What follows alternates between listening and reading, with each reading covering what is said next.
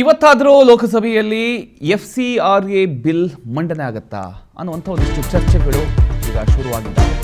FCRA ಅಂದರೆ foreign contribution regulation act, ಇದನ್ನೇ ವಿದೇಶಿ ಕೊಡುಗೆ ನಿಯಂತ್ರಣ ಕಾಯ್ದೆ ಅಂತ ಕರೀತಾರೆ. ಈ ಒಂದು ಮಸೂದೆ ಇವತ್ತು ಮಂಡನೆ ಆಗುತ್ತದೆ. ವಿದೇಶಿ ನಿಧಿ ದುರ್ಬಳಕೆ ತಡೆಯೋದಕ್ಕೆ ಕಠಿಣ ಕ್ರಮ, ಮತಾಂತರ, ವಿಧ್ವಂಸಕ ಕೃತ್ಯಗಳಿಗೆ ಶೀಘ್ರದಲ್ಲೇ ಬ್ರೇಕ್ ಬೀಳುತ್ತೆ. ದೇಶಕ್ಕೆ ಭದ್ರತಾ ಕವಚ ಒದಗಿಸುವುದಕ್ಕೆ ಕೇಂದ್ರ ಸರ್ಕಾರದ ಒಂದು ಶಪಥ. ವಿರೋಧ ಪಕ್ಷಗಳಿಂದ ಮಸೂದೆಗೆ ವಿರೋಧ ಹೋಗತಕ್ಕಂಥ ಸಾಧ್ಯತೆ ಕೂಡ ಇದೆ.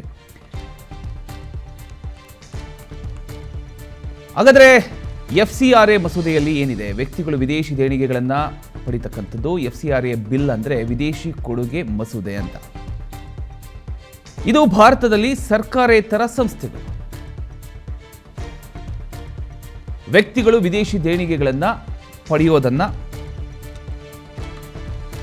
ನಿಯಂತ್ರಿಸಬೇಕು ಅನ್ನುವಂಥ ವಿಚಾರ.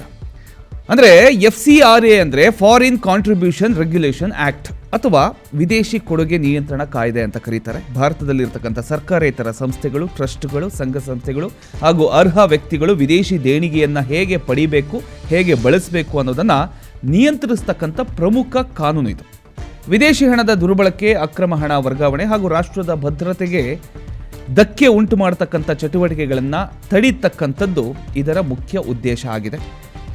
ಮಾರ್ಚ್ 25, 2026ರಂದು ಲೋಕಸಭೆಯಲ್ಲಿ ಮಂಡಿಸಲಾದ FCRA ತಿದ್ದುಪಡಿ ಮಸೂದೆಯಲ್ಲಿ ಕೆಲವು ಮಹತ್ವದ ಬದಲಾವಣೆಗಳನ್ನು ಪ್ರಸ್ತಾಪಿಸಲಾಗಿದೆ.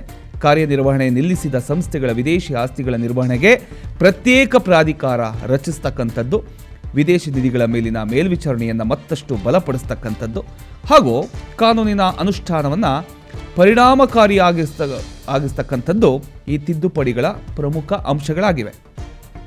ಹಾಗಾದರೆ ಈ ಒಂದು ಮಸೂದೆ, ಆ ಒಂದು ಮಸೂದೆ ಬಗ್ಗೆ ಇವತ್ತು ಚರ್ಚೆ ನಡೀಬಹುದಾ ಅಥವಾ ಗದ್ದಲ ಕೋಲಾಹಲದಿಂದಲೇ ಕೂಡಿರುತ್ತೆ ಇವತ್ತಿನ ಒಂದು ಕಲಾಪ? ಕಾದು ನೋಡೋಣ 11 ಗಂಟೆವರೆಗೂ.